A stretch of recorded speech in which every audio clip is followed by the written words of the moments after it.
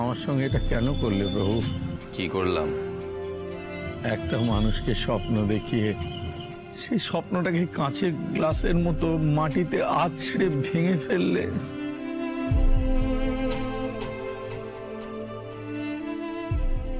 ভগবান।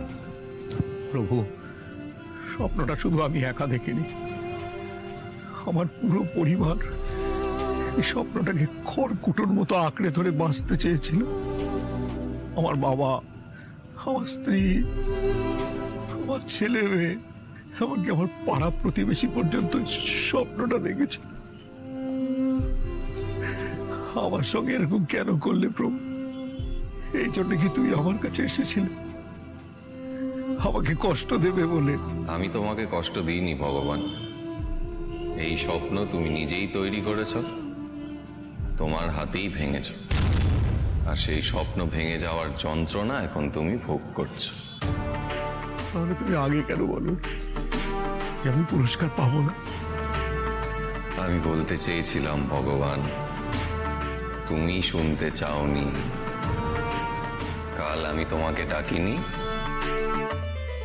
মনে করে দেখো। ভগবান দাস, ভগবান দাস।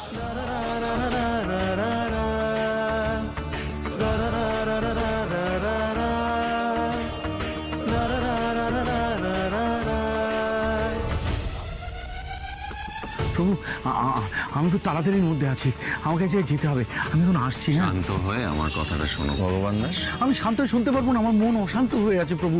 আমাকে যেতে হবে, আমাকে ইসমাইলকে ধরতে হবে। আমি আসি প্রভু, পরে কথা হবে। তুমি তখন অর্থের টানে দিক বিদিক জ্ঞান শূন্য হয়ে পড়েছিলে, আমার থেকে অনেক দূরে চলে গিয়েছিলে। মানুষ যখন অর্থের পিছনে দৌড়য় তখন সে ঈশ্বরের থেকে অনেক দূরে চলে যায়।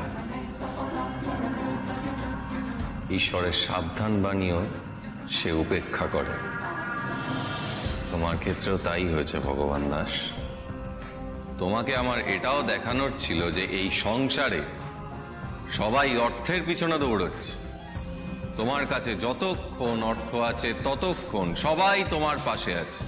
অর্থ শেষ, সব শেষ।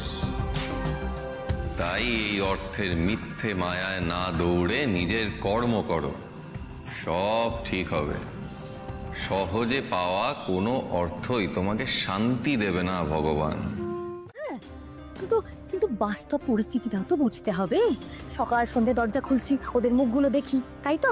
এখন ওই মুখগুলো যদি ভেঙে তুবড়ে দেয়, সেটা আমাদের জন্য কতটা খারাপ হবে বুঝতে পারছো? সেটা সত্যি খারাপ হবে। কিন্তু পূর্ণা, কিন্তু পূর্ণা কি? কিন্তু পূর্ণা কি?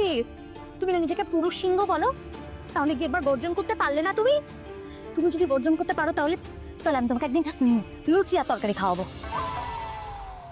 লুচি তরকারি খাবে না? আজকে গর্জন করতে পারবো না। সকাল থেকে এত বিচ্ছিরি গলাটা ব্যথা হয়েছে না, মানে আমি উঠতে পারছি না। ভগবান, ঋতু কি ঋতু ঋতু দিন তুমি একটা। আর কি সুবোধা থাকতো না, সব কটাকে মেরে একেবারে রাস্তা শুয়ে ভাতও দিত। ও তো ব্ল্যাক বেল্ট। তোমারও তো ব্ল্যাক বেল্ট আছে। না, তুমি বুঝতে পারো না, আমার ব্ল্যাক বেল্টটা কোমরের সঙ্গে প্যান্টটাকে আটকে রাখার জন্য, ওর ব্ল্যাক বেল্টটা কোমর ভাঙার জন্য। আমি অত শত বুঝি না। ছোটবেলায় বাবা কি বলেছেন সে কথাটা মনে না রেখে ওদের সব কটাকে গিয়ে একবার পিটিয়ে এসো। আজকে আমি নয় হিরোর বউ হবো, আমি তো জিরোর বউ হবো। ইতি অন্নপূর্ণা। তুমি কিন্তু আমাকে নাড়িও না।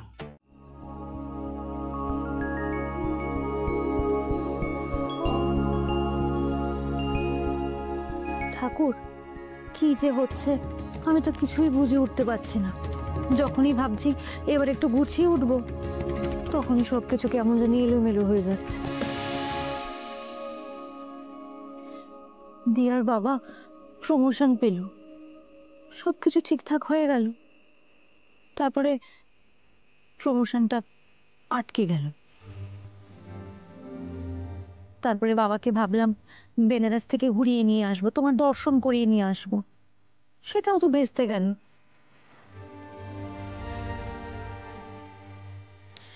হ্যাঁ, তোমার প্রসাদটা পেলাম, সেটা ঠিকই, কিন্তু তোমার কাছে গিয়ে তোমার সেবা করার সুযোগটা তো পেলাম না।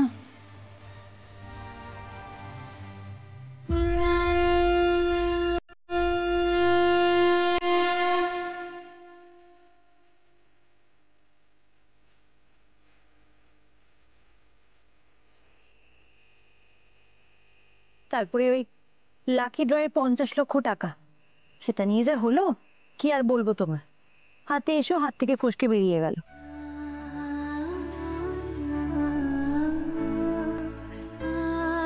স্বপ্ন দেখি আর স্বপ্ন ভাঙ। গুরুদেব বলেছেন আজকের দিনে তোমার নাম করে বাড়িতে 108টা প্রদীপ জ্বাললে মনের নাকি সব ইচ্ছে পূরণ হয়। তাই আজকে উপোস করে 108টা প্রদীপ জ্বালবো বাড়িতে তোমার নাম করে। কিন্তু এই যে বলছি পুজো করব, তার তো আর ঝুঁকি কম নয়, তাই না? প্রদীপ থাকে তো সলতে থাকে না, আর সলতে বানাই তো তেল থাকে না।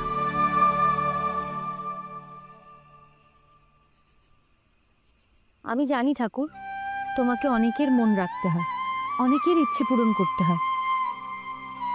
আমিও তো তাদেরই একজন, বলো আমাকে কেন বাদ দিচ্ছ তাহলে?